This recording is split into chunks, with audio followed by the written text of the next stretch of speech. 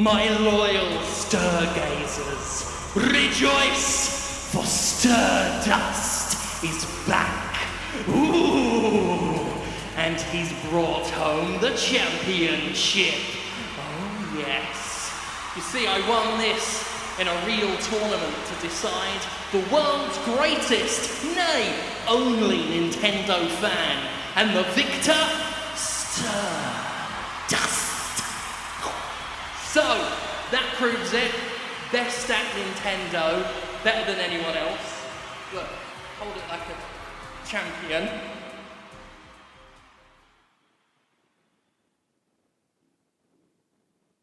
Shut up! With EA temporarily suspending its predatory loot box microtransactions in Star Wars Battlefront 2, I thought I'd take the brief window of calm to be a bit more upbeat and say something I've been meaning to say on this show for minutes. Nintendo, you have been seriously Jimpressive this year.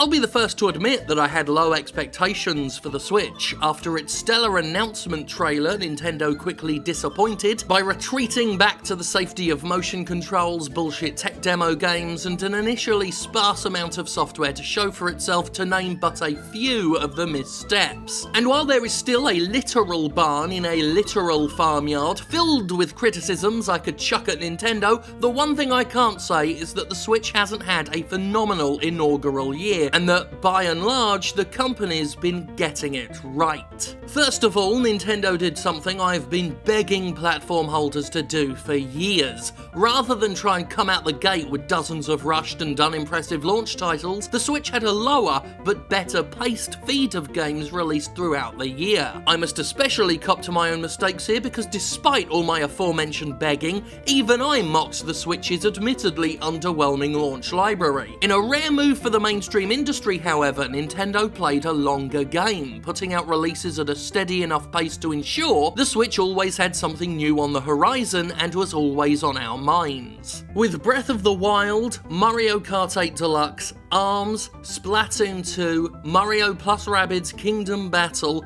Pokken Tournament DX, Fire Emblem Warriors, Super Mario Odyssey, and Xenoblade Chronicles, Nintendo ensured that the Switch had a first-party or Nintendo-themed exclusive game released almost once a month since its launch. While Microsoft's game designers got lost in Narnia and Sony wasted most of this year focusing on virtual reality, Nintendo methodically dipped into its cachet of titles throughout 2017, pulling off what I truly believe is the best launch year of software I've seen in my more than 10 years of covering all this shite. On top of that, Nintendo's ability to attract indie titles, both originals and ports, collected under the cringy but admittedly also kinda good name of Nindies, has been rather laudable. With a more curated storefront than the Xbox One, PS4 and certainly front Steam, the Switch has a selection of carefully picked titles that are just perfect for the sort of system it is. Getting Stardew Valley brought over was a friggin' masterstroke, the kind of laid-back but deliberately repetitious game that is perfect for portability. Nintendo and Chucklefish clearly both knew it, and as a result, Stardew Valley became the system's biggest seller,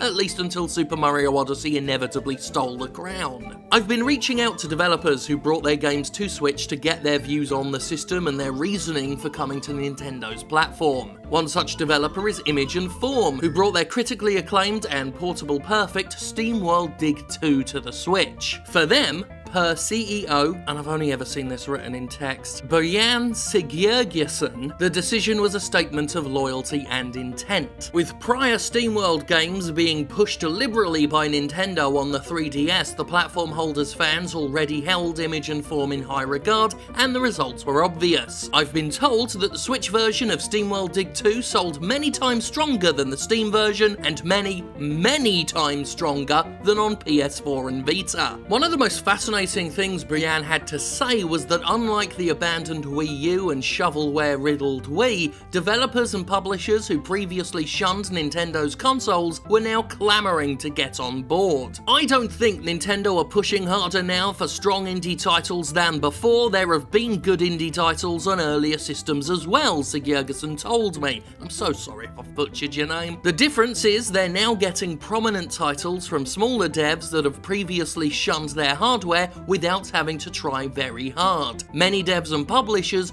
want to be on the Switch. This sentiment was backed up by, God help me, Philip Doschel of FDG Entertainment, whose upcoming game Blossom Tales was announced as a Switch exclusive. Here's what he had to say. Why the exclusivity? Switch is still rather new and hot. Everybody speaks about it, it's longing for games to play. Switch has become a good home for games as it doesn't suffer under its own success, as does Steam. The eShop is still a very healthy ecosystem, whereas Steam just seems to be a big risk and gamble nowadays. This view has certainly been shared somewhat by Byansjörg, why did I write that so many times, who agreed that Steam's crowded marketplace has been a blessing to the Switch and those developers getting onto the platform. When I asked if there was a benefit to getting out of that Steam crowd, he said yes, definitely. He also added this interesting note about Sony's VR-led indifference and how Microsoft, quiet on the software front now, could surprise us. While not entirely Switch relevant, it's a quote well worth hearing. Steam is too crowded, Sony is too uninterested, Nintendo is interested but can cherry pick what games make it onto the Switch. Microsoft will start making headlines soon. I believe they'll reveal some surprisingly good indie signings in the next year. Another exclusive indie is Golf Story. Though interestingly, that one started in development for the Wii U. Developer Sidebar told me that Nintendo seemed very indie-friendly and accepting of unknown companies, and it seemed like Wii would have a better chance of getting noticed there. When the Switch all but replaced the Wii U, Sidebar applied for the Switch license, got accepted, and continued to make what turned out to be a very strange but very endearing little game that I seriously need to play more of. Sidebar added that the Switch seems to have turned into a really popular indie device and cites that popularity as a potential reason for Golf Story's own considerable success. The Switch also has Vaccine!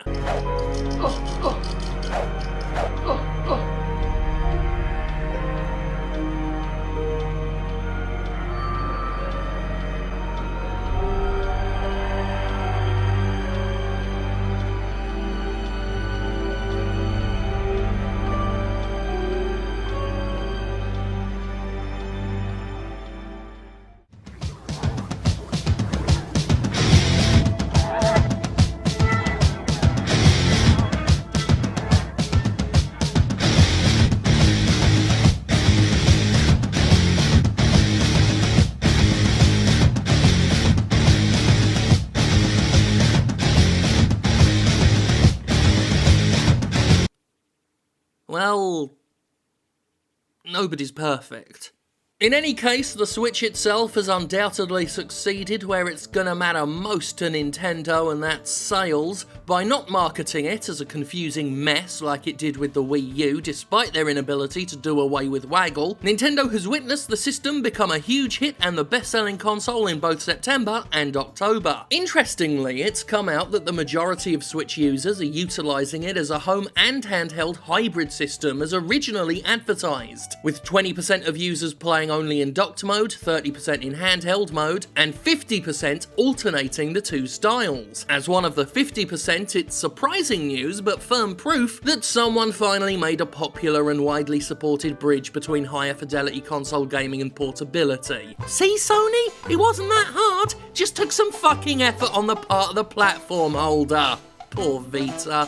More than that, the Switch fulfills the failed promise of the Wii U, the flexible, family-friendly console with something for everyone, and a variety to its use that means it can be played in a multitude of circumstances anywhere you want. See, Nintendo, it wasn't that hard, just took making a version of that idea that people understood and wanted. Poor Wii U. Major third parties have forever been the hole in Nintendo's library, but a hole that's never needed filling if the system is succeeding on Nintendo software alone. Between the first parties and the Nindies, I think it's safe to say we're good on that front, but seeing the recent ports of games like Doom, Skyrim and LA Noire means that there is definite interest from these publishers, clearly feeling the situation out with remasters and relatively risk-free port jobs. While Nintendo won't be able to match any competing console pound for pound in the technical department, if it does what it's done with indie titles and picks certain so-called AAA games that would make great portable experiences, be it from this generation or the last, then it could be onto a real winning track.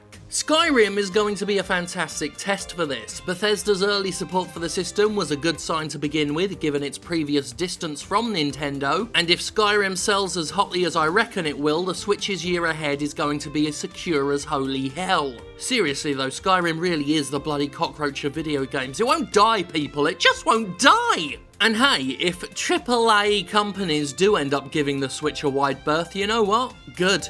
Fuck 'em. We've seen what AAA games have decided to be now. The less of those predatory, fake gambling, loving, greed-fueled pieces of trash we see polluting the Nintendo shop, the better as far as I'm concerned. I'll even say words like Nindies and Joy-Cons without a veneer of disgust if Nintendo actually said no to games like that emphatically. And on such a note, that may possibly be the reason I currently treasure my time with the Switch more than any other platform. Right now, at this time, for whatever cosmic microcosm of a moment it may last, the Nintendo bloody Switch is the last bulwark of dignity and mainstream gaming that I still cling to, like an old broken man clutching relics of a once promising life. It is a system that is free of the bollocks, free of Steam's cluttered, saturated marketplace, of asset flips and clones and copyright infringement, and the memes, so many fucking memes. Free of the microtransactions and loot boxes and prize crates that have turned so many games into transparent get-richer-quicker schemes for shareholders. Except NBA 2K18 being on there, of course. Get that shit off there, get that shit off there! Free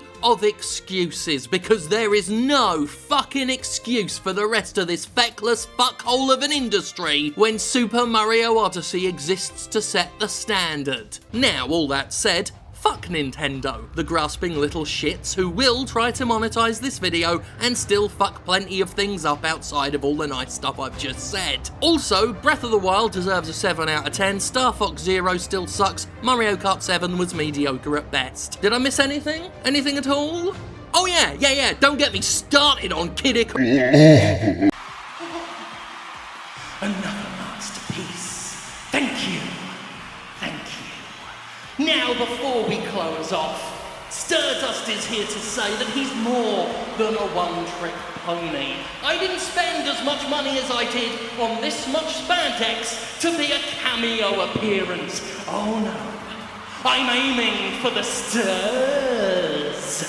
And to do so, I thought I'd check out some local talent. In disguise, incognito, I visited Mississippi's pro wrestling ego to see what the competition was all about, and, well, I'll let you judge for yourselves before I judge it for you. Come to me, cuddle me, hold me, together we'll break these chains of love. Don't give up, don't give up. Together with me and my baby, break the chains of love.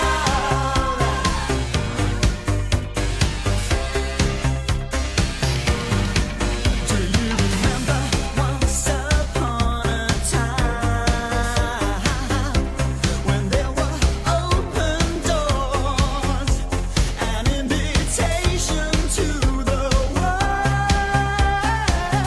We were falling in love with lovers, looking out for others, our sisters and our brothers. Come to me, cuddle me, hold me, together we'll break these chains of love. Justin, did he hit that other one with a baby? That zombie dragon looked like a danger. That was awesome. Anyway, pro wrestling ego, if that is your real name, Sterdust is unimpressed. Sterdust is left wanting. Because Sterdust when they're looking for winners. Do you know what a winner looks like? I assume not, because you're yet to see me. This pro wrestling, though. This is what a winner looks like. Thank the Sters for me. Do you think they can see, like...